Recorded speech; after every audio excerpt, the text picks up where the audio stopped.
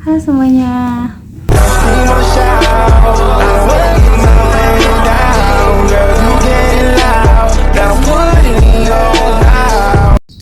Halo semuanya, perkenalkan nama aku Nita Faucia dengan NIM 12320202227. Saya akan menjelaskan latar belakang masalah untuk tugas UTS Filsafat Ilmu.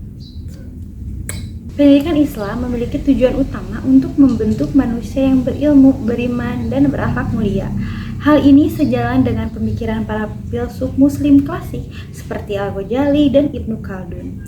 Menurut Al-Ghazali, pendidikan merupakan proses penyucian jiwa yang menghasilkan pribadi yang taat kepada Allah, bermanfaat bagi sesama, dan menjauhi perbuatan tercela. Ia menegaskan bahwa ilmu tanpa akhlak dapat menjerumuskan manusia pada kehancuran moral dan sosial. Sementara itu, menurut Ibnu Khaldun menjelaskan bahwa pendidikan harus mempersiapkan manusia hidup bermasyarakat dengan menanamkan adab, ilmu, dan keterampilan. Ia menolak sistem pendidikan yang hanya menekankan hafalan tanpa pemahaman dan pembentukan karakter. Berdasarkan kedua pandangan ini, pendidikan Islam idealnya mengembangkan 3 aspek utama, yaitu pertama, kognitif, kedua, afektif, dan yang ketiga, fisikomotorik, agar lahir manusia yang seimbang secara intelektual, emosional, dan spiritual. Realitas pendidikan Islam di Indonesia saat ini menunjukkan masih banyak permasalahan yang menghambat terwujudnya tujuan tersebut. Berdasarkan hasil survei Indeks Karakter Siswa Indonesia pada tahun 2023 oleh Kementerian Pendidikan dan Kebudayaan, hanya sekitar 52% siswa yang menunjukkan perilaku religius, jujur, dan disiplin dalam keseharian di sekolah.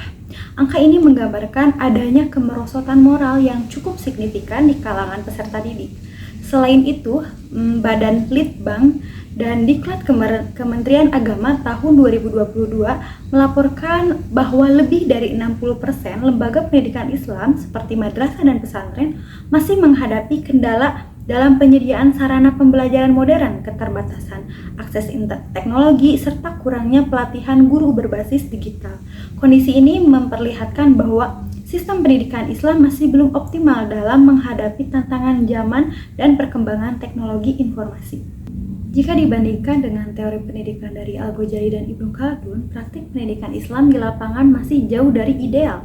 Berdasarkan hasil observasi di beberapa madrasah, sekitar 70% waktu pembelajaran digunakan untuk mengejar target kurikulum akademik, sedangkan pembinaan akhlak dan kegiatan spiritual hanya mendapat porsi kecil.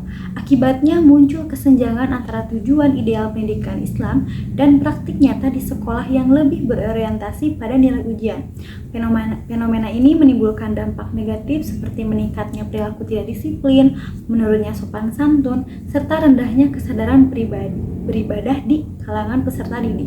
Hal ini membuktikan bahwa pendidikan Islam di banyak lembaga masih menitikberatkan pada aspek kognitif, bukan pada pembentukan kepribadian dan akhlak mulia bagaimana diteorikan oleh para filsuf muslim. Untuk mengatasi kesenjangan antara teori dan realitas tersebut diperlukan langkah-langkah yang konkret dan logis. Yang pertama itu reorientasi kurikulum pendidikan Islam agar berimbang antara aspek intelektual, spiritual, dan moral. Kurikulum harusnya tidak hanya menargetkan hasil akademik, tapi juga menumbuhkan karakter Islam dalam diri siswa.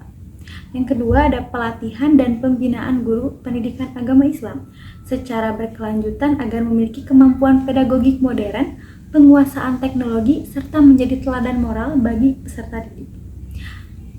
Integrasi nilai karakter dan keteladanan guru dalam proses pembelajaran, sebagaimana ajaran Al-Ghazali bahwa guru adalah qudwah hasanah atau teladan baik bagi muridnya. Yang ketiga ada pemanfaatan teknologi digital untuk mendukung pembelajaran nilai-nilai Islam seperti aplikasi Al-Quran digital, video edukasi akhlak, dan platform dakwah interaktif agar lebih menarik bagi peserta muda. Yang keempat ada kolaborasi antara sekolah dan keluarga dan masyarakat dalam membentuk lingkungan pendidikan yang islami dan kondusif. Pembentukan akhlak tidak dapat dibebankan pada sekolah saja, tetapi juga harus menjadi tanggung jawab bersama.